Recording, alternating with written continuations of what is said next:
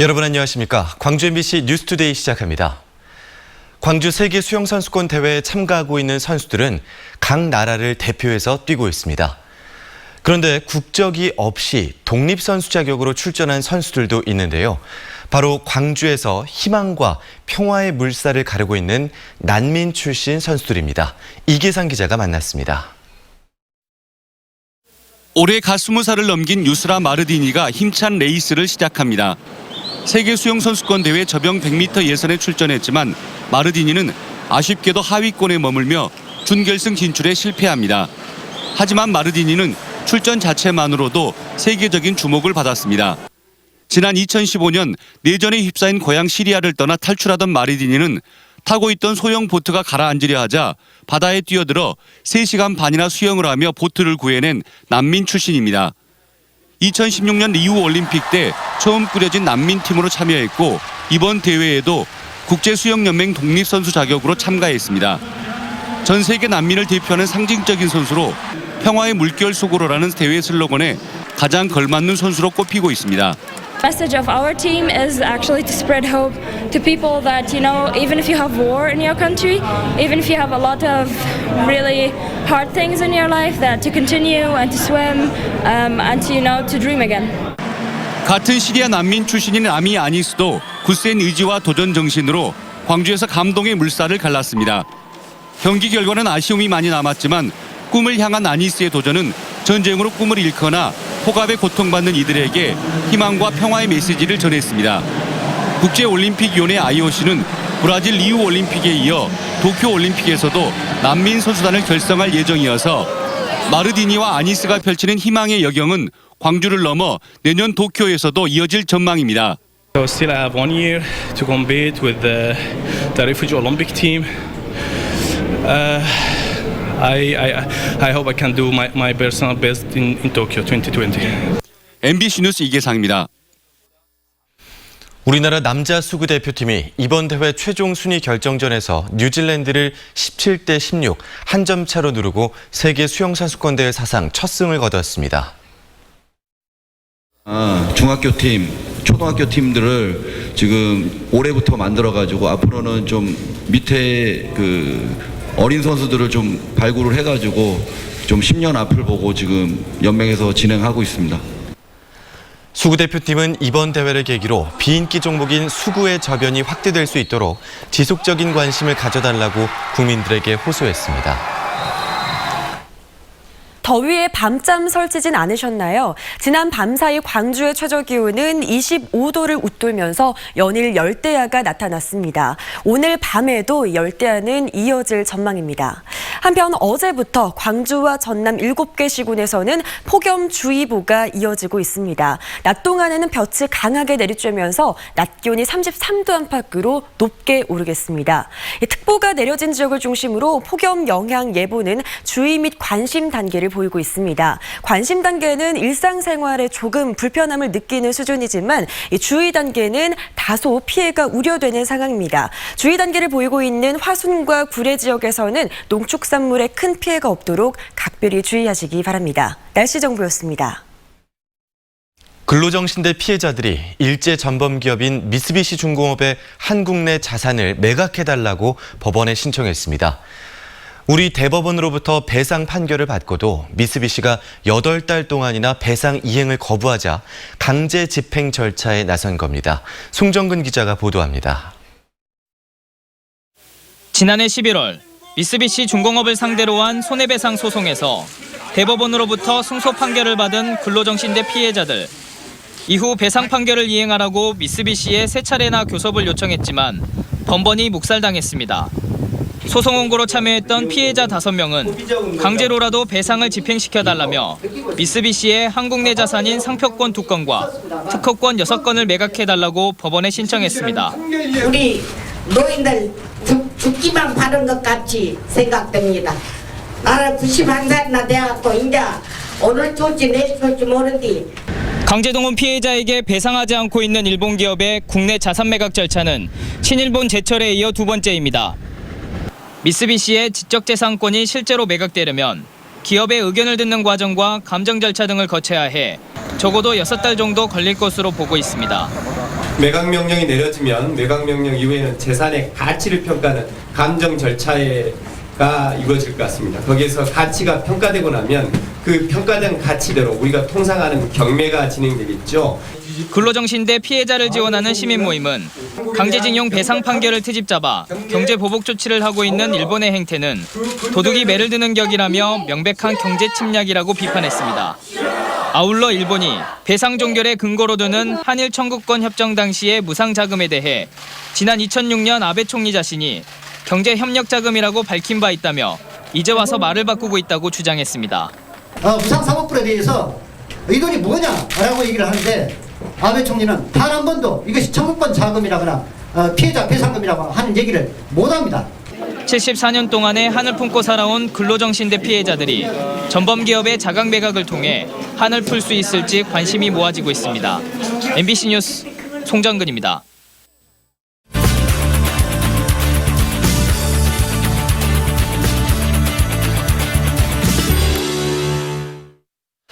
네, 방금 전해드린 것처럼 근로정신대 할머니와 함께하는 시민 모임이 매각 명령을 신청한 미쓰비시의 한국 내 자산은 총 8건입니다. 이 가치는 얼마나 되고 어떤 절차를 거쳐서 배상 강제 집행이 이루어지는지 안영숙 공동대표에게 좀 더 자세하게 들어보겠습니다. 대표님 안녕하십니까? 예, 안녕하세요. 네, 우선 매각 명령의 대상이 되는 이 상표권과 특허권, 구체적으로 어떤 겁니까? 네, 미쓰비시 중공업의 그 국내 자산 중에 상표권 2건과 특허권 6건인데요. 상표권은 미쓰비시 중공업의 영문 로고인 MHI가 들어가고요. 지금 미쓰비시 중공업은 우리 국내 화력발전소에 가스터빈 등을 납품하고 있는데 특허권은 그에 관련한 발전 기술에 관한 특허권 등이 포함되어 있습니다. 네. 이번에 저희들이 압류를 매각 명령한 8건은 네. 8억 한 400만 원 정도의 가치가 있습니다. 그렇군요. 대법원 판결 이후에 미쓰비시 측에 여러 차례 교섭을 요청한 걸로 알고 있습니다. 혹시 뭐 오간 이야기들이 좀 있습니까? 예, 저희들이 3차례나 네. 협의 요청서를 보냈었는데요. 네. 원고 당사자들이 한 번은 직접 찾아가서 면담을 요청하기도 했지만 거절당했습니다. 네. 그리고 최근에 마지막으로 7월 15일까지 한 번 더 협의에 나와달라는 요청을 했었는데요.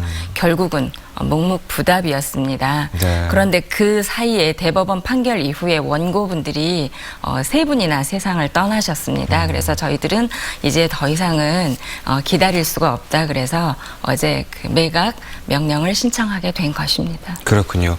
또 최근에는 일본의 그 반도체 소재 수출 규제 원인으로 이 강제징용 대법원 판결을 꼽는 일부 인사들이 있기도 했습니다. 좀 활동에 어려움이 생겼다거나 그런 부분들도 있으셨습니까?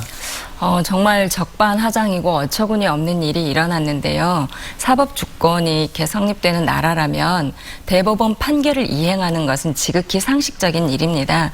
그런데 일본은 그것에 굴복하기는커녕 판결을 이행하기는커녕 오히려 경제 규제, 이 수출 규제로 나오고 있습니다. 그래서 이 사법적이고 역사적인 문제를 이 무역 분쟁으로 끌고 가서 정치적으로 풀려는 게 아닌가 해서 굉장히 우려스럽고 사실 처음에는 피해자분들도 무릎 꿇고 사죄도 부족할 판에 이게 웬 말이냐 하면서 가슴 졸이기도 하셨었는데요. 네. 우리 국민들이 이 상황에 대해서 자발적으로 불매운동에 나서고 있는 것처럼 저희들은 지금처럼 이 피해자들을 지원해 온 만큼 이분들이 지속적으로 문제 해결을 할 수 있도록 네. 돕는 역할을 계속 해 나가려고 합니다. 네, 그리고 일본 정부는요, 일본 기업의 자산을 현금화하려는 시도에 대해서 우려한다라는 표현으로 이 상황을 얘기를 했거든요. 어떻게 보고 계십니까? 예, 똑같은 맥락인데요. 네. 대법원 판결 이행은 당연한 문제입니다. 그런데 일본이 그 판결을 이행하지 않기 때문에 저희들은 이 매각 명령을 한 것인데 한국이 풀어라라고 일본이 말하는 것은 옳지 않습니다.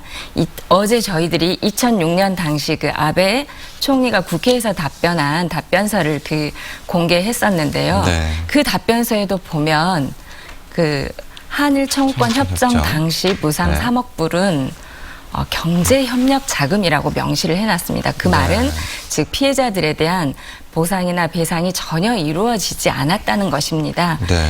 그리고 일본은 또 개인 청구권이 소멸되었다는 것은 아니다라는 것을 일본 외무성 내무 문서에도 그렇고, 그리고 작년에 지금 현 고노다로 외상도 그런 말을 하였습니다. 즉 우리 피해자들이 이 강제 집행을 하는 것은 결국 피해자들의 권리를 찾기 위한 당연한 행동이고, 일본이 풀어야 할 문제이지 우리가 풀어야 할 문제가 아닙니다. 네, 알겠습니다. 우리 시청자분들께 이 자산 매각 명령 신청 이후 절차가 어떻게 되는지 간단히 좀 설명을 해주시고 오늘 인터뷰 마무리하죠. 네, 우선 저희가 매각 명령을 신청하면 미쓰비시 중공업의 의견을 묻는 신문서가 가고요. 그리고 이제 자산을 평가하는 감정을 가지고 그 감정가에 따라서 이제 매각 절차가 이루어집니다. 그래서 매각이 이루어지면 그 매각 대금이 이제 피해자들에게 배상금으로 오는 것이고요. 이제 이 매각이 완성이 되면 이제부터 미쓰비시 중공업은 이 MHI라던가 상표권 등을 전혀 사용할 수가 없게 됩니다. 네, 알겠습니다. 근로정신대 할머니와 함께하는 시민모임 안영숙 공동대표와 함께 이야기 나눠봤습니다. 오늘 말씀 고맙습니다. 예, 감사합니다.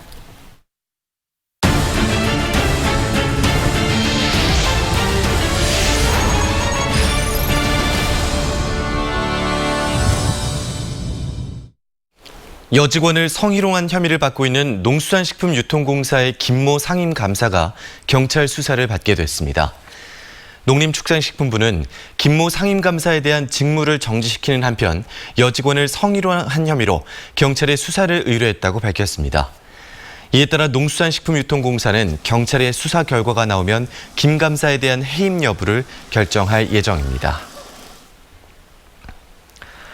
해남군이 우수영 군유지의 일부를 울돌목 해상케이블카 사업자에게 매각하기로 결정했습니다.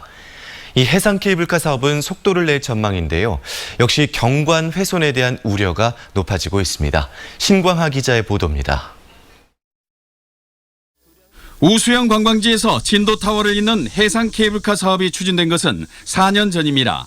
명량해협, 울돌목이 지나는 920m 길이의 해상 케이블카는 그러나 해남 측 탑승장 위치 문제로 수년째 진전을 보지 못했습니다.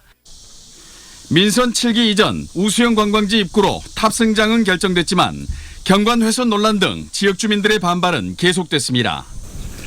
해상 케이블카 하부 역사가 설치될 우수영 저작거리입니다. 해남군은 이곳의 군유지를 민간에 매각할 예정입니다. 매각 예정인 군유지는 2,200제곱미터, 해남군은 공공용지 해제 절차를 밟고 있습니다. 공공용으로 해서 행정재산은 매각이 불가합니다.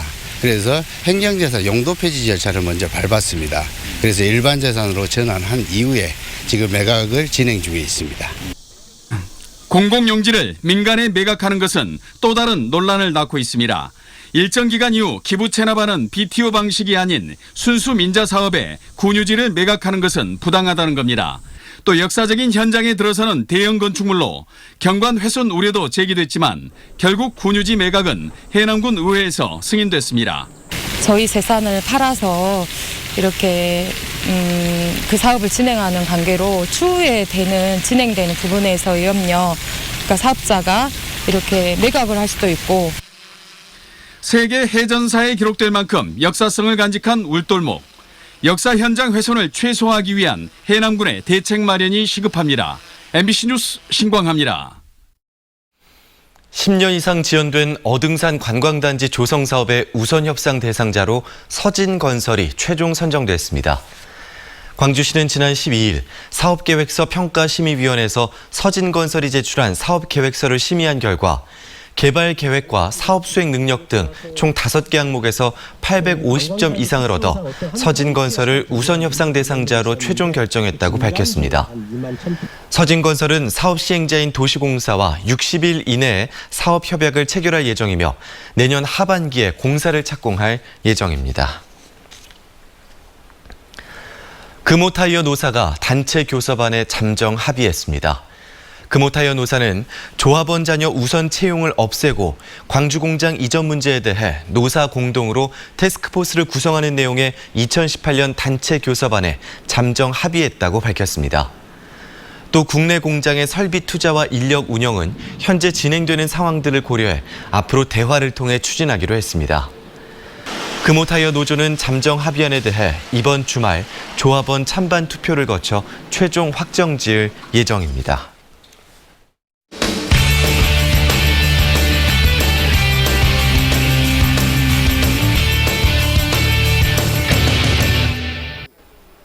놓치면 아쉬울 2019 광주 세계수영선수권대회 소식들과 경기 일정을 알려드리는 투데이 다리 영역 시간입니다.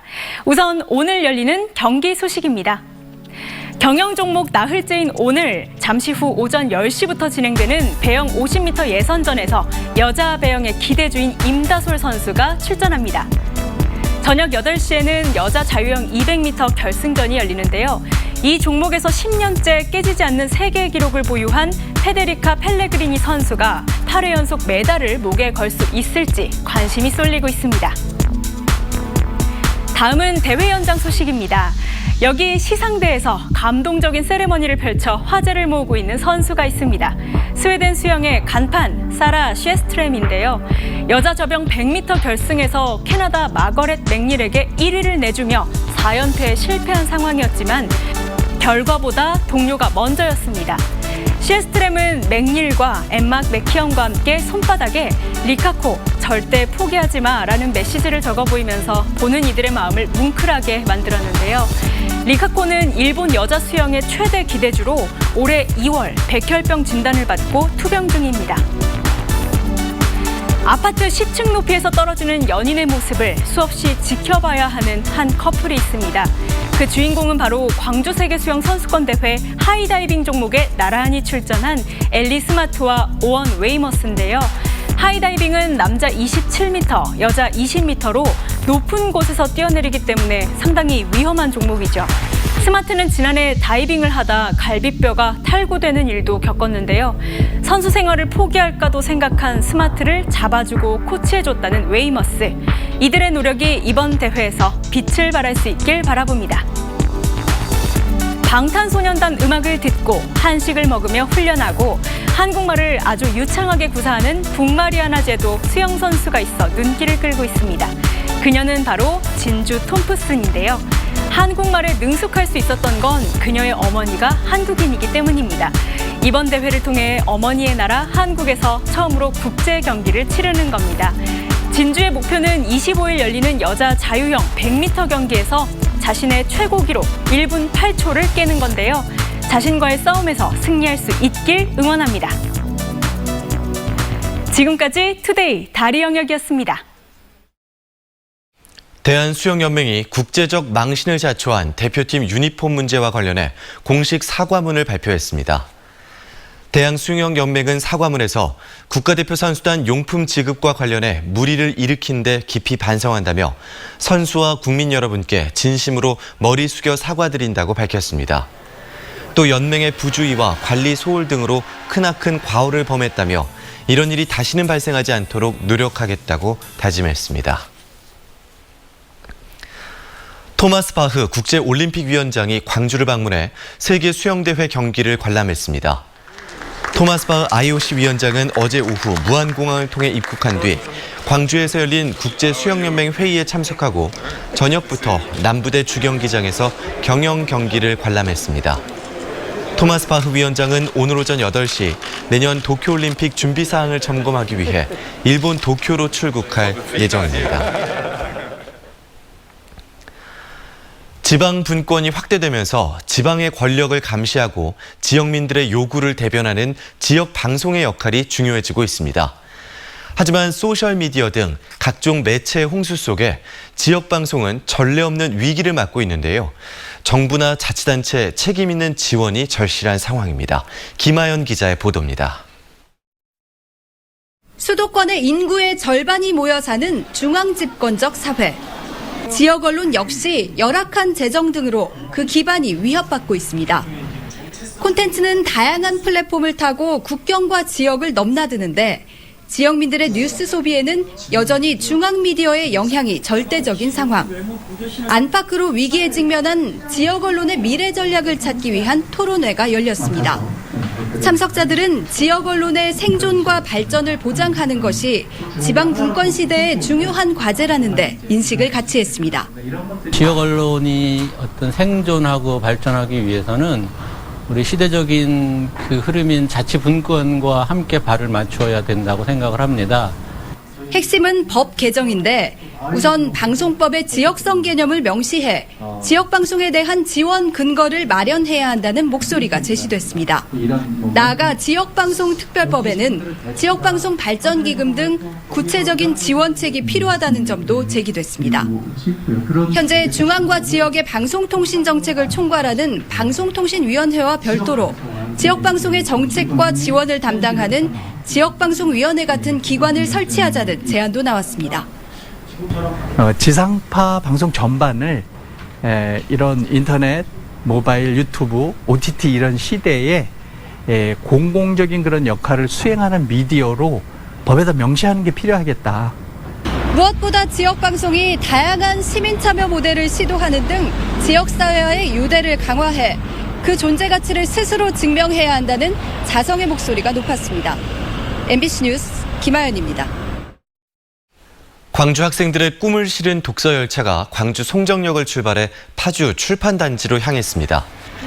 2박 3일 동안 진행되는 이번 프로그램에는 광주 지역 고등학생 65명이 참가해 독서 토론과 작가와의 대화, 출판 과정 체험 등 독서를 주제로 한 다양한 프로그램들을 경험하게 됩니다.